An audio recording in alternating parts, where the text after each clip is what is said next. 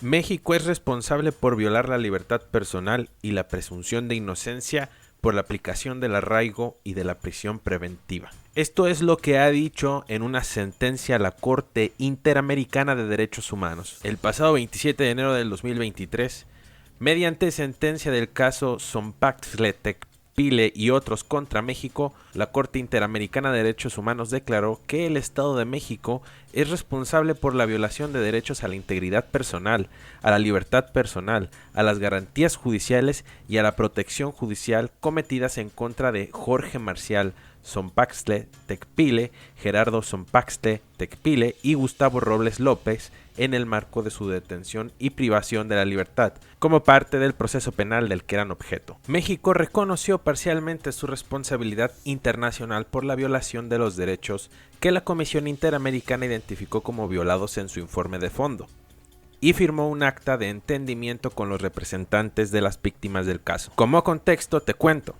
Las víctimas fueron detenidas el 12 de enero del 2006 en la carretera México-Veracruz, cuando su automóvil se descompuso y luego de que una patrulla de la policía que se había acercado realizara una requisa del vehículo, habiendo encontrado elementos que consideraron incriminantes y eventualmente relacionados con la delincuencia organizada. Durante 2 días fueron interrogados y mantenidos incomunicados. Con posterioridad fue decretada una medida de arraigo que implicó su confinamiento por más de 3 meses hasta que se fue decretada la apertura del proceso penal por el juez de la causa, y las víctimas fueron mantenidas en prisión preventiva por un periodo de 2 años y medio aproximadamente. El 16 de octubre del 2008 fue pronunciada la sentencia en firme que absolvió a las víctimas del delito de violación a la ley federal contra la delincuencia organizada en la modalidad de terrorismo, y el mismo día fueron liberadas. El caso abordó el análisis de 2 figuras que se encuentran establecidas en la normatividad mexicana: el arraigo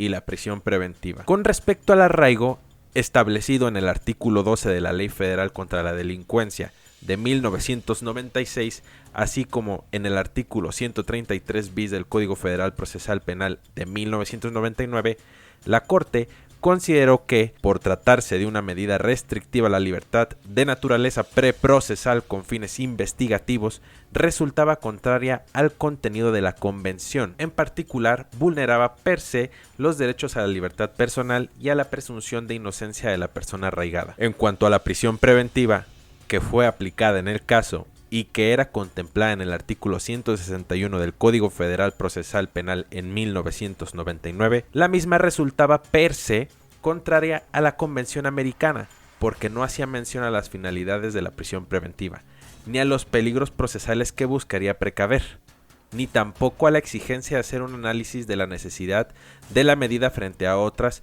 menos lesivas para los derechos de la persona procesada, como lo serían las medidas alternativas a la privación de la libertad. Además, el referido artículo establece perceptivamente la aplicación de la prisión preventiva para los delitos que revisten cierta gravedad una vez establecidos los presupuestos materiales, sin que se lleve a cabo un análisis de la necesidad de la cautela frente a las circunstancias particulares del caso. En esa medida, la Corte concluyó que el Estado vulneró el derecho a no ser privado de la libertad arbitrariamente, al control judicial de la privación de la libertad y a la presunción de inocencia en perjuicio de las víctimas. En razón de las violaciones declaradas en la sentencia, la Corte ordenó diversas medidas de reparación: a. Dejar sin efecto en su ordenamiento interno las disposiciones relativas al arraigo; b. Adecuar su ordenamiento jurídico interno sobre prisión preventiva; c. Realizar las publicaciones y difusiones de la sentencia y su resumen oficial; d. Realizar un acto público de reconocimiento de responsabilidad internacional; brindar el tratamiento médico, psicológico, psiquiátrico o psicosocial a las víctimas que así lo soliciten; y f. Pagar las cantidades fijadas en la sentencia por concepto de costas y gastos. Así pues, mis queridos amigos, quedó esta sentencia de la Corte Interamericana de Derechos Humanos. ¿Y ustedes qué opinan al respecto de estos temas tan polémicos en nuestro sistema penal mexicano? Sin lugar a dudas, es un tema polémico del que hablar. Si te ha gustado este video, por favor, ayúdame a compartir, dar like y comentar para que de este modo pueda llegarle este material a muchas más personas. Asimismo, únete a mis otras redes sociales. Sin más por el momento, mi nombre es Marco Alfonso Sánchez. Nos vemos hasta la próxima.